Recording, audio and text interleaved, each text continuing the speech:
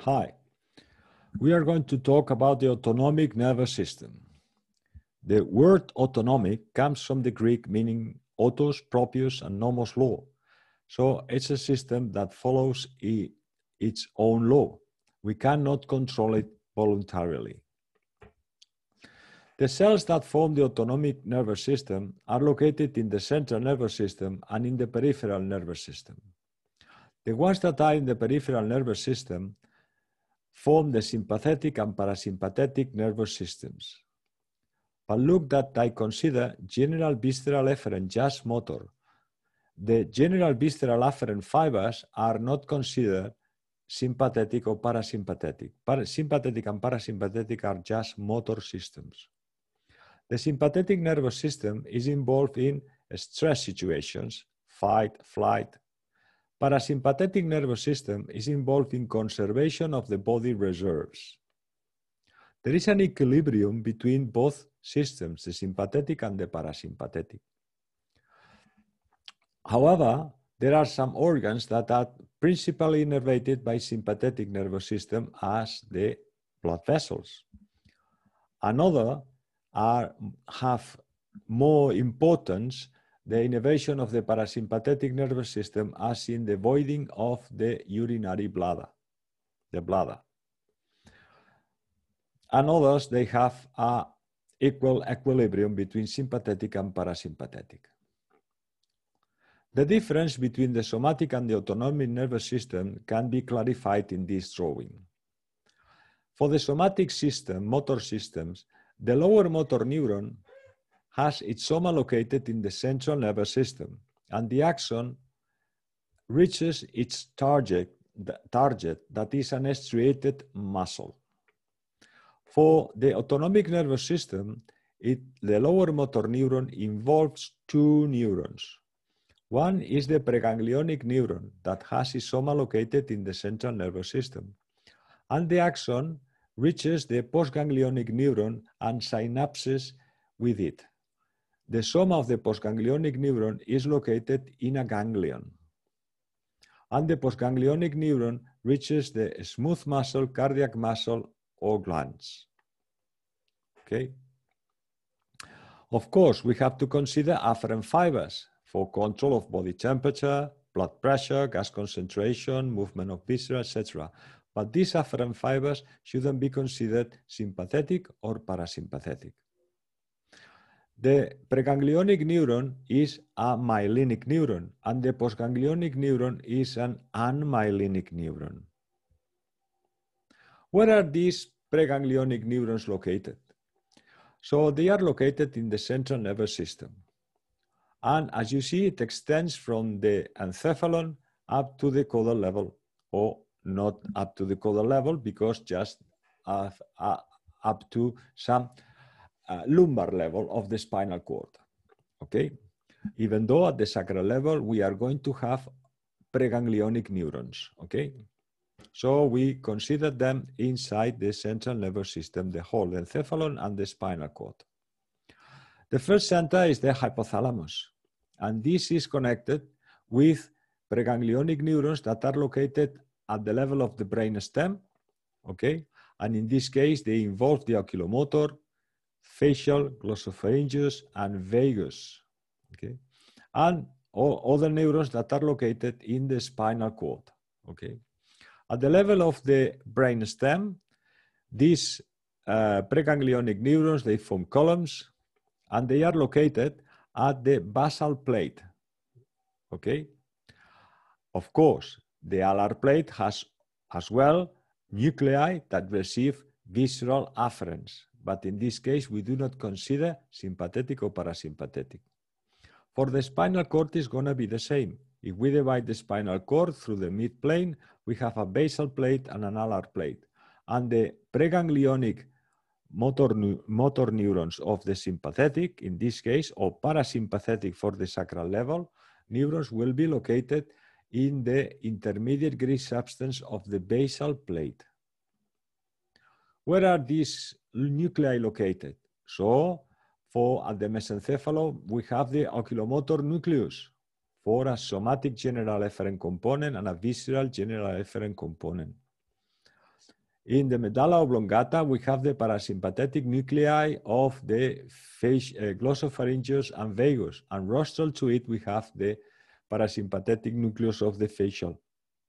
Okay, of course, they are related with nuclei that receive sensory information, as the solitary tract and the nucleus of the solitary tract. Here, more caudally, we still see the parasympathetic nucleus of the vagus. For the spinal cord, the preganglionic neurons are located in two specific locations. One is at the lateral aspect of the intermediate gray substance between T1 to L3, L5, okay? And then we have this elevation here on the lateral aspect that forms the lateral horn, right here. And these are these neurons. They form the intermediolateral nucleus. These neurons are preganglionic sympathetic neurons. Look how different they look with, if we compare it with a motor neuron. For the sacral level, okay, we have the same. We have a small elevation that forms the sacral parasympathetic nucleus, located at S1, S2, and S3.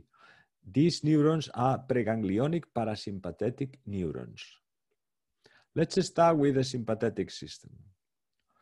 So these, the cells, the preganglionic neurons of the sympathetic nervous system are located in the lateral horn of the intermediate gray substance between T1 and L4, L5, okay? The axon is living together or forming part of the ventral root of an spinal nerve, and as soon as it joins the spinal nerve, and the spinal nerve leaves through the intervertebral foramen, the axon detaches from the spinal nerve and goes down in order to reach a chain of ganglia. This is the sympathetic trunk. This is a chain of paravertebral ganglia. In there, this neuron that is myelinic may synapse in a postganglionic neuron to reach its target, may travel in the sympathetic trunk, or may synapse in a postganglionic neuron that is amyelinic, that goes back to the spinal nerve and joins the spinal nerve in order to travel with it and innervate and reach their targets. Okay, so the first communication for that is for the preganglionic neuron is the white communicating ramus. White meaning myelinic. The second one that is formed by the postganglionic neuron that goes back to the spinal nerve is the gray communicating ramus, gray meaning amyelinic.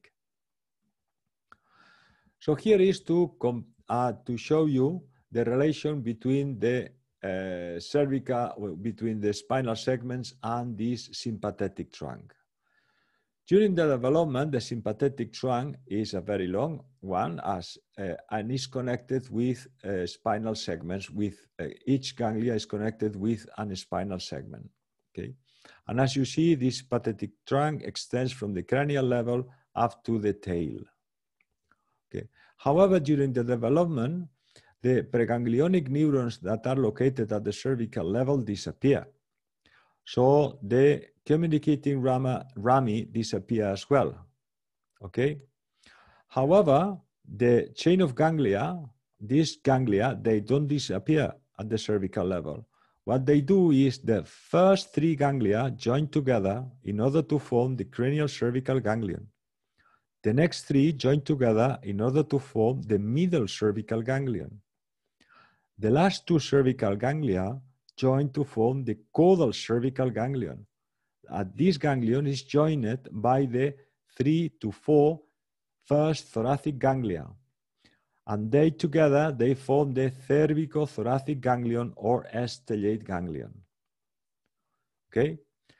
From these ganglia, postganglionic nerve fibers leave to reach the target. Okay? But there are also gray communicating rami that have to join the spinal nerves in order to sympathetically innervate structures of the neck. Okay? But what is going to happen after L5? Because we know these preganglionic sympathetic neurons are located in the lateral horn of the spinal segments between T1 and L5. Okay, as there are not any more caudal to L5, what they do is at this sympathetic, the white communicating ramus disappear, but the gray communicating ramus persist. And this is because sympathetic nerve fibers have to reach spinal nerves in order to innervate the structures of the sacral level, of the tail, of the hind limbs.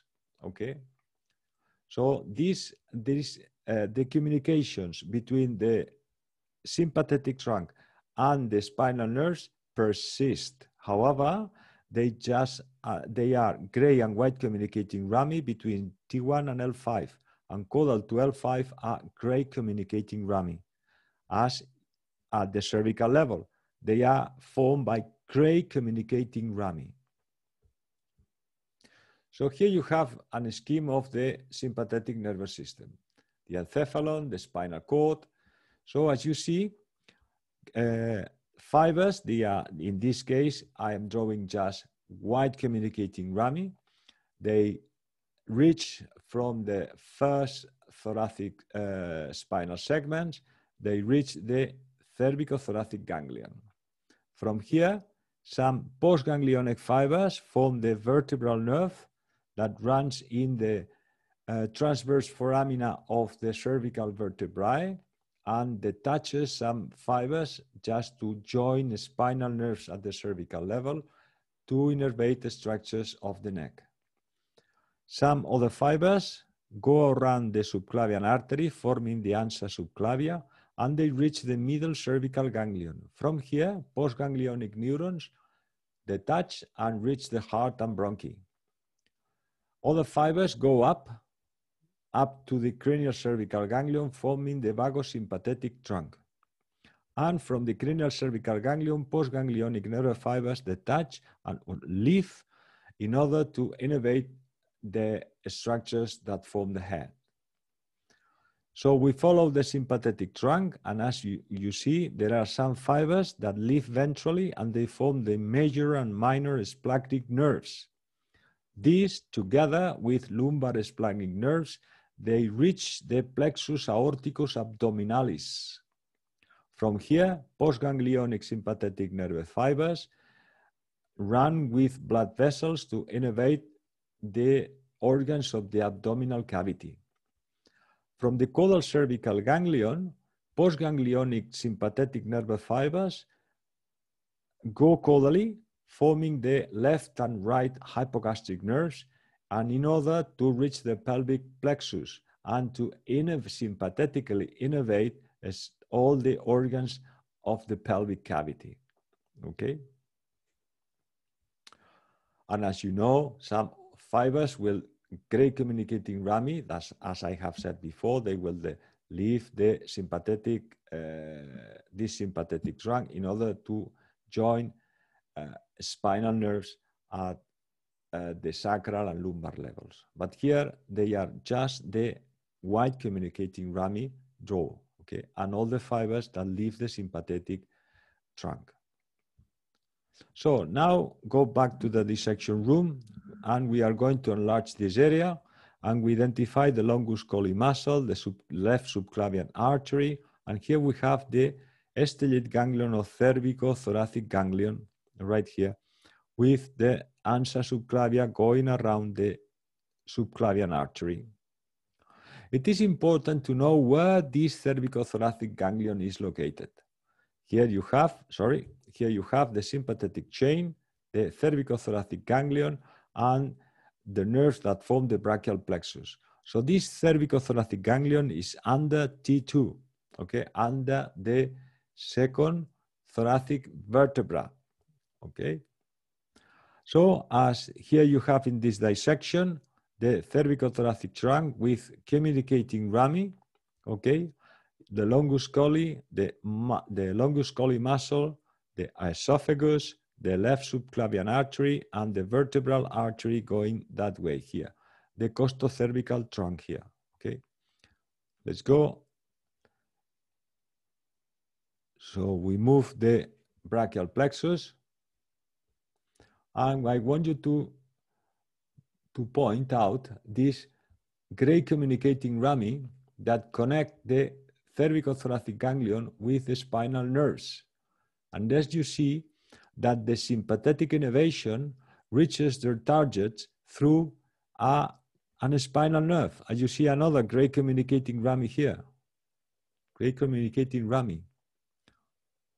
This is the vertebral nerve in particular. This is the vertebral nerve. As you see, it does not join this spinal nerve, vertebral nerve. It will send later some fibers to the cervical spinal nerves. These are the gray communicating rami. Right? So again, it was also sending fibers to the longus colli muscle. This is the vertebral nerve.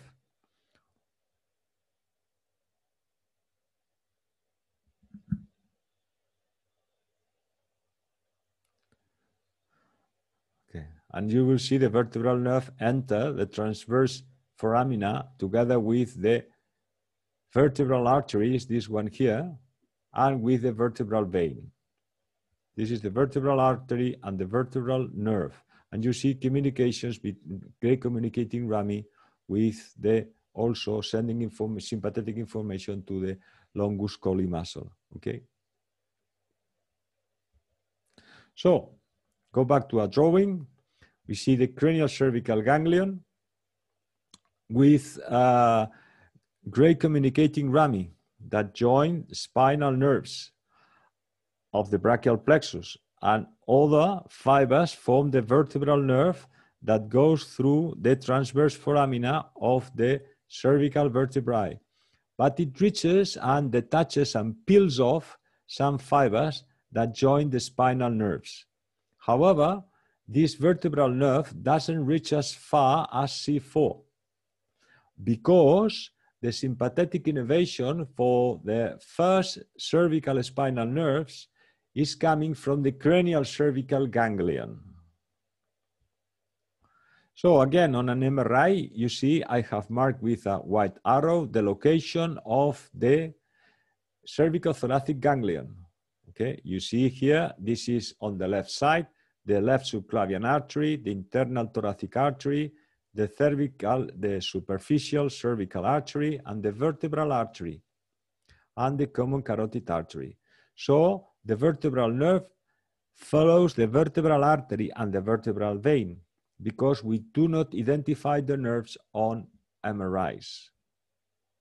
Again, this cranial cervical ganglion is located at this location. As you see, this is T1, this is T2. So it's under T2 here, and sends gray communicating rami to the spinal nerves. As you see, this is the second thoracic spinal nerve that it also sometimes participates in the brachial plexus.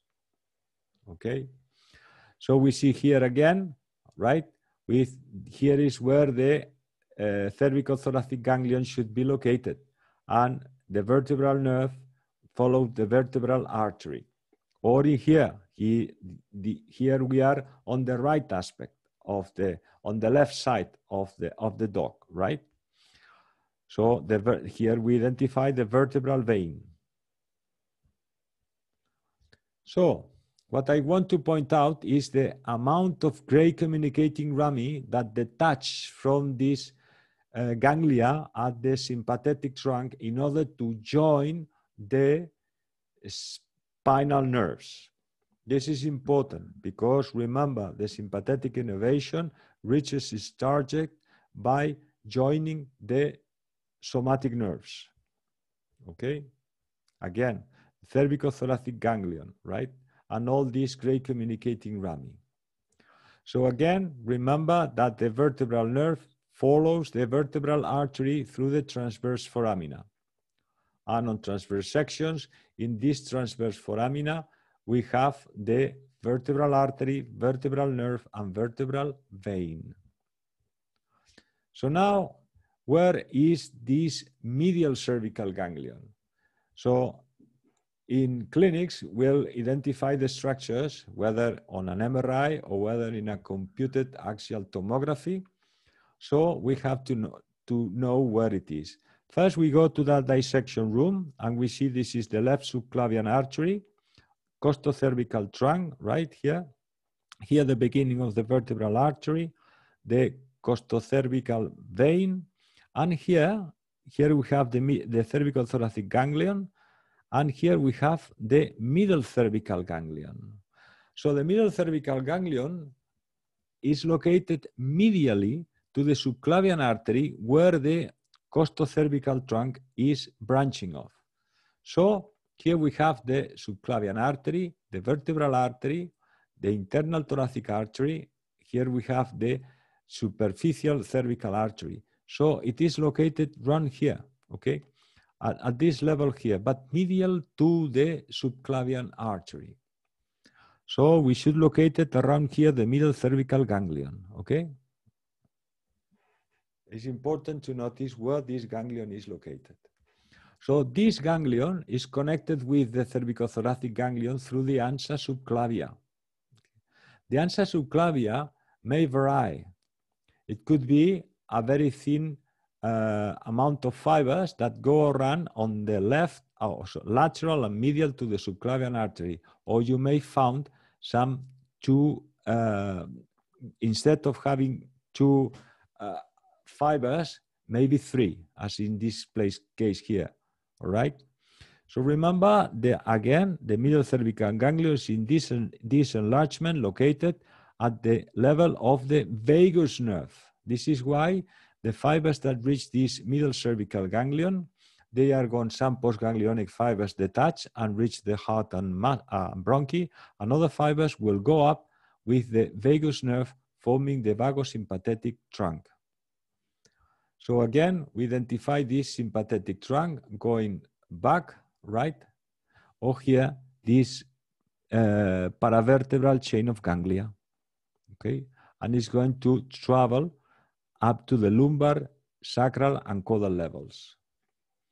And as you see here again, the middle cervical ganglion, the cervicothoracic ganglion, the middle cervical ganglion in the vagus forming rostrally, we have the vagosympathetic trunk, and caudal to this ganglion, we just have vagus. So, and from the middle cervical ganglion, they detach some cardiac rami and bronchial rami that are going to innervate the heart and the bronchi. So, again, we locate the cervicothoracic ganglion, the middle cervical ganglion connected by the ansa subclavia, and then fibers that run with the vagus forming the vagosympathetic trunk in order to reach the cranial cervical ganglion. And from there, postganglionic amyelinic neurons leave this ganglion in order to sympathetically innervate the head. In its course through the neck, this is a dissection, right? And we see the vagosympathetic trunk marked with the black arrow that runs together with the common carotid artery and the internal jugular vein, surrounded by the same fascia. And then you have the external jugular vein. So where is the cranial cervical ganglion located? It is located where you see this is the common carotid artery and divides in the internal and external carotid arteries. Here we can identify the lingual artery. So here, at this level here, after the division of the internal and external carotid arteries here, and below the bulla tympanica is where we have the cranial cervical ganglion. In this image, you see the vagosympathetic trunk. Here we have the distal vagal ganglion, and the sympathetic fibers, they have detached the vagus, and they run up to the cranial cervical ganglion. From here, postganglionic sympathetic nerve fibers join the nerves, the hypoglossus, also the vagus as well, the accessory, the glossopharyngeal nerves. So the pharyngeal plexus is full with sympathetic nerve, postganglionic nerve fibers. So again, you identify the cranial cervical ganglion here, very close to the distal vagal ganglion, because sympathetic nerve fibers have detached the vagus and run up to the cranial cervical ganglion under the bulla tympanica, very close to the tympanoccipital fissure. On an MRI, when you see the external carotid artery here, surrounded by fat, you have the cranial cervical ganglion. So now we have seen that sympathetically innervation of the head comes from the postganglionic sympathetic neurons that come from the cranial cervical ganglion, that they have received sympathetic activity from the first thoracic segments, and they have run through wide communicating rami, cervicothoracic ganglion, ansa subclavia, middle cervical ganglion, vagosympathetic trunk, until the cranial cervical ganglion. So if we follow caudally, we see that some sympathetic fibers detach from the sympathetic trunk and they form the great splanchnic nerve. This great splanchnic nerve is going to cross through the crus of the diaphragm, and they are going to reach at the lumbar level, okay? And they are going to form with other lumbar splanchnic nerves this plexus that is located at the level of the lumbar aorta. In here we have the celiac artery, the cranial mesenteric artery, and then you see this great splanchnic nerve with some minor splanchnic nerves that in particular, the great splanchnic nerve is reaching the adrenal gland here, okay? Again, the adrenal gland that is receives the great splanchnic nerve. The fibers of the sympathetic fibers that reach the adrenal gland are preganglionic. The adrenal gland is going to function as a postganglionic neuron. Okay, this receives great splanchnic nerve, but also fibers from the minor splanchnic nerve, right? We are on the left side here. So this drawing may be interesting because I have drawn the chain, the sympathetic chain of ganglia right here, both ones. As you see at the sacral level, they come together and they fuse to form a single line of chain of ganglia. Here we have these lumbar splanchnic nerves and the great splanchnic nerve that comes from the thoracic level, right, crosses the crus of the diaphragm, and with some minor splanchnic nerves are going to innervate the adrenal gland. The rest of the fibers are going to be joined by vagal fibers, and they are going to form this plexus that is located at the lumbar aorta. As you see, there are ganglia at this level, 2 celiac ganglia, 1 cranial mesenteric ganglia, 1 ganglia for the kidneys, okay, ganglia as well for the gonads, and finally at 1 centimeter of distance from the origin of the caudal mesenteric artery, we have the caudal mesenteric ganglion. And from this caudal mesenteric ganglion, sympathetic nerve, postganglionic sympathetic nerve fibers, they form the right and left, the right hypogastric nerves that they go to the pelvic cavity, and they are joined by pelvic nerves that are parasympathetic in order to form the pelvic plexus. As I said, these sympathetic nerve fibers are joined by fibers from the vagus, whether the dorsal vagal trunk or the ventral vagal trunk. The dorsal vagal trunk is the more extensive trunk, is more extensive than the ventral, but it doesn't reach as far as the caudal mesenteric artery. So it means that the descending colon is not going to be innervated by the vagus. Instead, it's going to be innervated by parasympathetic nerve fibers coming from sacral levels, that they form part of the hypogastric nerves, and they go to innervate the descending colon, as we will see later on. Okay? So, when we look at MRIs, here we are at the right side, here, and we progress to the left side. So we see the right kidney in contact with the liver. We progress in sagittal sections, and we identify here the right adrenal gland that receives the greater splanchnic nerve, okay? And also some minor splanchnic nerves. So if we progress, we see the celiac artery, cranial mesenteric artery, and then we progress to the left side and we see the spleen. And here we see the left adrenal gland. On transverse sections, we see the right and the left, and the right adrenal gland on a dorsal section and the left adrenal gland on a dorsal section. You see how close they are to the ganglia that are surrounded the celiac artery. There are two celiac ganglia and one celiac and one mesenteric ganglia, cranial mesenteric ganglia. Here is the aortico-abdominal plexus right here, okay? So, the hypogastric nerves are nerves that are formed by postganglionic sympathetic neurons, mostly. Some of them are preganglionic, but most are postganglionic, right? Coming from the caudal mesenteric ganglion, right? And they travel to the pelvic cavity. And there they are joined by fibers coming from the sacral levels, okay? From the sacral parasympathetic nucleus, from C1, C2, and C3, that they form the pelvic nerve or nerves. And this nerve joins the sympathetic fibers in order to form the pelvic plexus on the lateral aspect of the rectus. Aquí. Here is the pelvic plexus. As I said previously, the dorsal vagal trunk doesn't reach as far as the caudal mesenteric ganglion.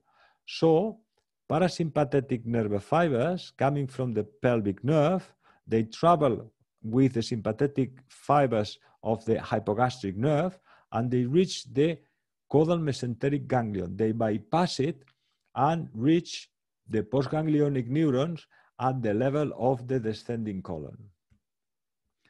Here you have an image of the aorta here, the caudal vena cava, right? And then you see the caudal mesenteric artery, and here, at 1 centimeter, we have the caudal mesenteric ganglion. And from here, the left and right hypogastric nerves. Here you have them in a video. Here I'm showing you the caudal mesenteric ganglion, caudal mesenteric artery, and the two hypogastric nerves, right and left. Okay.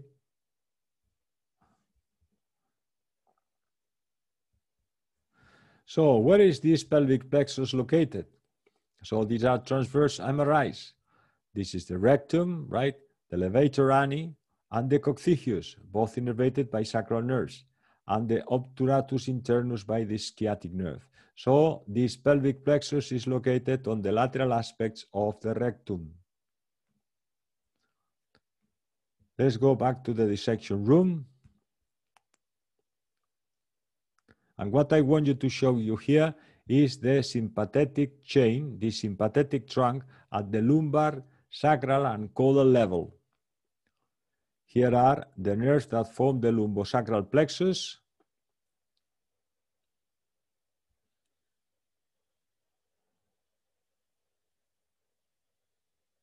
We move them.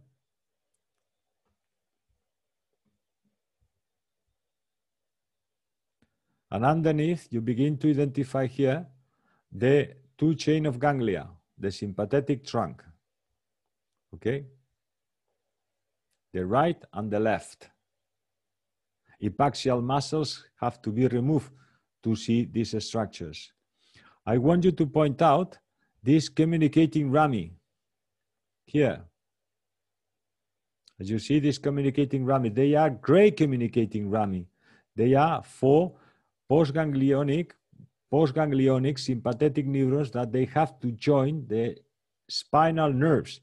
In this case, the ones that they form the pelvic limb, right? The muscles that they go to the muscles of the pelvic limb, right? Here you have again gray communicating rami. Of course, they also innervate sympathetically all the structures at the lumbar and gluteal area.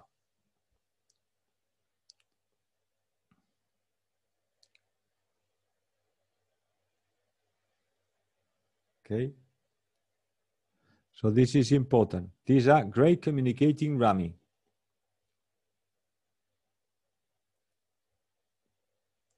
And this is the chain of paravertebral ganglia. Important, the great communicating rami.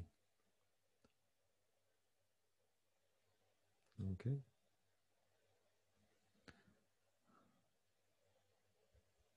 So in this picture, we see again the sympathetic trunk of both sides. But you see, and when we reach the sacral level, this chain of ganglia, both of them, they join, and they, at the end of the sacrum, or at the beginning of the caudal level, they join with a single ganglia, and they extend caudally by a single chain. Is not a double chain, right?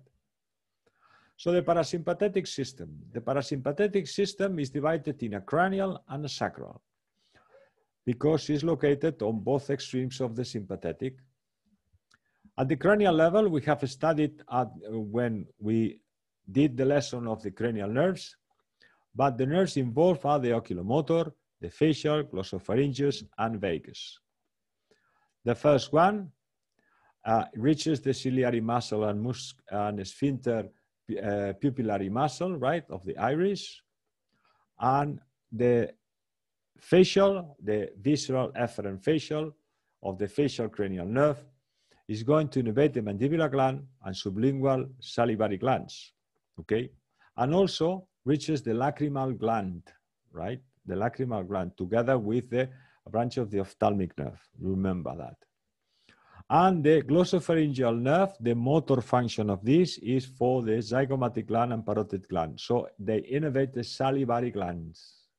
And the vagus is going to innervate the thoracic and abdominal viscera. Okay? It extends in the thoracic and abdominal cavity. So, but we should consider cranial afferents as well. Remember that the visceral pain from thoracic and abdominal viscera form part of the sympathetic nerves, thoracic and abdominal. However, the visceral pain from pelvis viscera form part of the pelvic nerves, okay, pelvic nerves. The visceral pain from larynx and pharynx form part of the glossopharyngeal and vagus nerves. So they keep the relation, the topographic relation. However, there are cranial nerves that are involved in visceral afferents. Remember that the first olfactory nerve is for smell, is a special visceral afferent. Or the facial nerve and glossopharyngeal nerves are involved in taste, special visceral afferents. Okay? And the vagus, remember that 80% of the fibers of the vagus are sensory. Remember that the vagus is related with the area postrema, a circumventricular organ that is involved with vomit. Okay, so these visceral afferents, they are needed for respiratory, cardiovascular activities, swallowing, taste, and intestine, etc. They are needed. However, sympathetic and parasympathetic, they just consider motor. So we go to the parasympathetic, and here we have the dissection again. These are the sacral nerves, S1, S2, S3. And some fibers leave these sacral nerves ventrally, right? From the ventral branches of these three sacral nerves send ventral branches that they form here. They join to form a single pelvic nerve, or sometimes they form more than one. Here we have two pelvic nerves. And you see there are fibers that detach from the ventral aspect of the ventral branches of the sacral nerves, S1, S2, S3. Okay? And these are joined by the hypogastric nerve. So as you see in this dissection, the hypogastric nerve on the left side and the pelvic nerve right here, okay? And they are joined and they form the pelvic plexus. Here we are in the case of a male, this is around the prostate. Okay, so a surgery of this area is quite difficult because we may damage the pelvic plexus and end up with incontinence, right? And here there are scattered a lot of pelvic ganglia, right? They are ganglia. So again, in a video, what you see here, the caudal mesenteric ganglion, the two hypogastric nerves, the left here and the right on the other side. And we continue up to the pelvic cavity. This is the pelvic nerve, and hypogastric nerve and pelvic nerve, they join to form the pelvic plexus located on the lateral aspect of the rectum and extending in the male on top of on the lateral aspect of the prostata. Here we have the two fibers that come from the sacral nerves that form a single pelvic nerve here. So again, more images of the hypogastric nerve joining the pelvic nerve and forming the pelvic plexus, and scattered around here, there are pelvic ganglia. Sometimes you can touch it and you feel it harder, areas harder, that is a ganglion. But we have to talk about micturition. Micturition is a dual innervation. In micturition, we have a dual innervation: autonomic nervous system and somatic system. Okay, autonomic nervous system involving sympathetic and parasympathetic. Let's have a look. Here we have the drawing of the encephalon, the spinal cord, the bladder, the urethra, and the external urethral striated muscle. So first, to the storage, we have to allow distension of the urinary bladder. And we do so by the sympathetic innervation. So preganglionic sympathetic neurons are located in the intermediate gray substance on the lateral horn between L2 and L5 in a cat and L1 and L4 in a dog. These preganglionic neurons reach the caudal mesenteric ganglion. Fibers from the caudal mesenteric ganglion, right, form the hypogastric nerve, reach the pelvic plexus, and what they do is to allow the distension and contract the neck of the bladder. Okay. At this time, afferent fibers, visceral afferent fibers coming from the wall of the bladder, run through the pelvic plexus and enter the sacral segments. They form part of the pelvic nerves. And they reach the Gertz nucleus. This is a group of neurons in the sacral segments that receive afferents from the bladder, and they project to the periaqueductal gray matter of the mesencephalon in the encephalon. This ascending pathway, some authors have pointed out that they involve the spinal-reticular tract, but also the spinothalamic and grathyl fascicle may be involved as well. Okay, so it's going to be a multisynaptic pathway up there. Also, these fibers, apart from ending in this nucleus, they also close a circuit.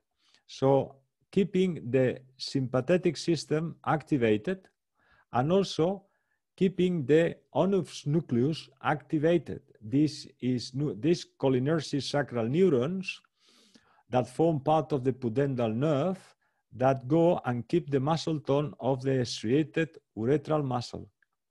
So, and also this muscle tone is kept by myotatic reflexes from afferent fibers of the pudendal nerve. Okay, every time there is pressure on the bladder and some urine leaks through the urethra, provokes an myotatic reflex. Okay. So now the voiding of the bladder. What is going to happen in the voiding of the bladder? For the voiding of the bladder, we have to stop the storing of bladder. And in order to do so, we are going to, we have to focus on the periaqueductal gray matter. Okay.